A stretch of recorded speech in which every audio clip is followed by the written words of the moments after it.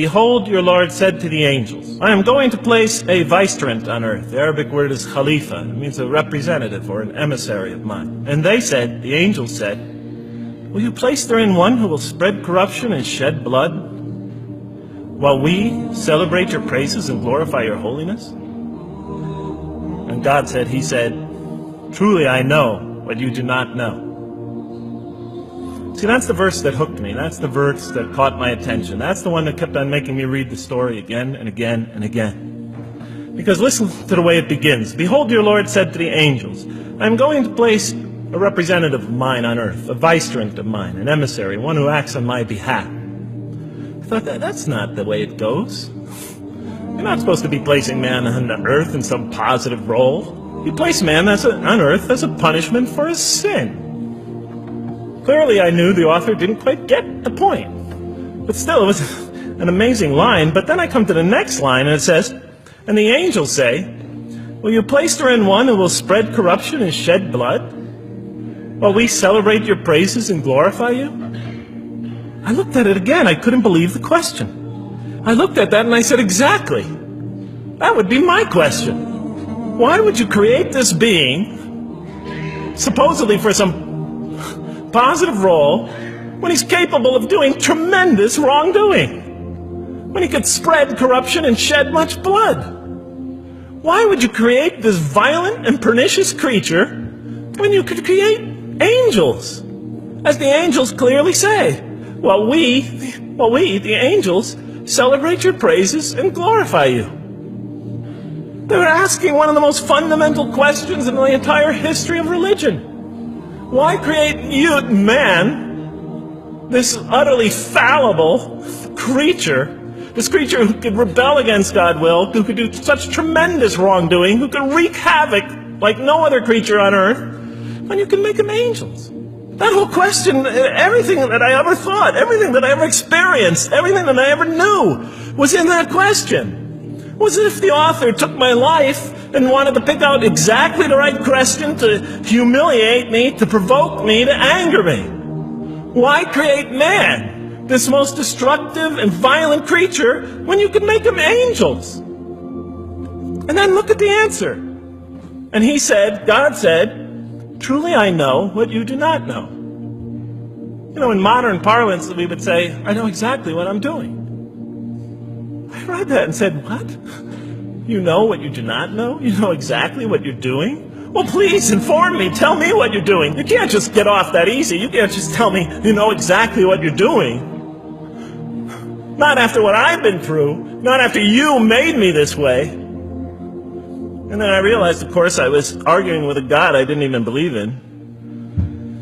And that would happen several times as I read through the Quran. And sometimes I would just get into so agitated by what I read, I'd start arguing with this voice that I'm reading before me, that's calling to me.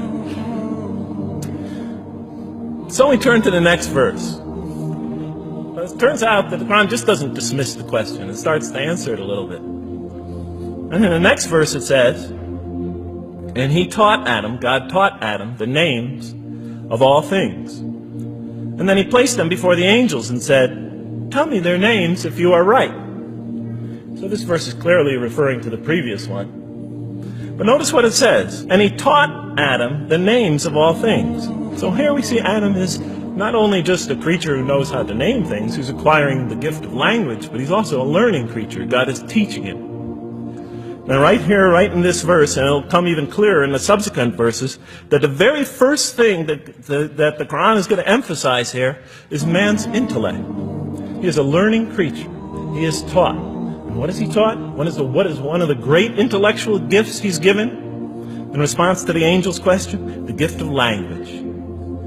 Because through language, mankind can not only learn, but he could learn things not only through his own experience, but he could learn things that other people have experienced of times and places that are hundreds, thousands of years and miles separated from him. And so that all our knowledge becomes cumulative. Every generation learning from the generation before it. I'm learning today from authors I read from other sides of the world that may have existed 2,000 years ago. And so we all contribute to our collective learning and knowledge. And so what I'll see later in the Quran, And the Quran will emphasize this again and again and again. Like in one verse it says, read in the name of your Lord who created a man out of a tiny creature that clings. Read, it commands the reader. For your Lord is most bountiful. Why is he most bountiful? What great gift did he give you? For he taught man the use of the pen, and through it taught him what he otherwise could not know. And he taught Adam the names of all things. And then he placed them before the angels and said, tell me their names if you are right. Okay, you have this objection you have this natural question about this creation of mankind. Here, this mankind is this human being, this human creature is a learning creature. He has many intellectual gifts. Here, I'm going to place these things before you. Tell me their names if you are right about man. And what did the angel say? Glory to you.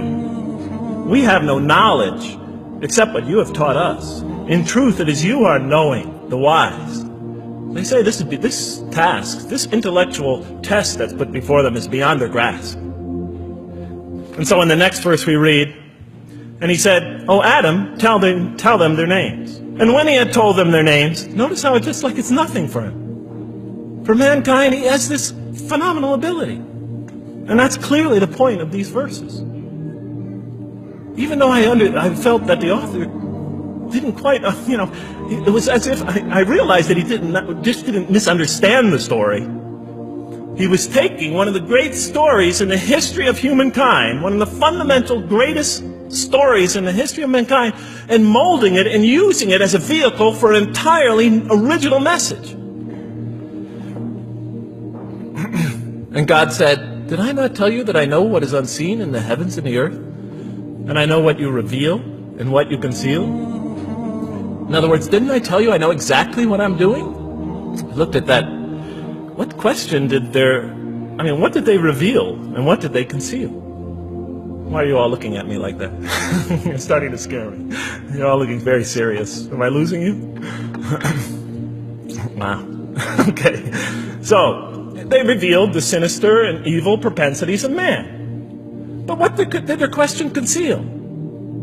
All you have to do is think about it for a minute. Human beings, yes, they could do evil. Yes, they could do wrong. Yes, they could create misery. But they could also do exactly the opposite. They could choose to do evil. They could choose to do tremendous good. They could choose to do tremendous violence. They could choose to show tremendous compassion. They could choose to live by falsehood. They could choose to live by the greatest truths.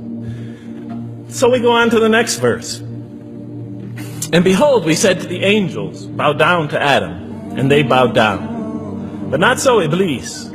Iblis is like the father of Satan. He refused and was arrogant. He was of those who reject faith. An interesting statement. And notice why Iblis does not bow down. He refuses because he was arrogant. We often hear what's the root of all evil? In the West, it's always money, greed, etc. Here the Quran says that, seems to be saying that the root of all evil is not always material wants. It's not always money, it's not always greed. At the heart of evil is arrogance. Putting yourself above all others. Of assigning to yourself special priority and neglecting the rights of others.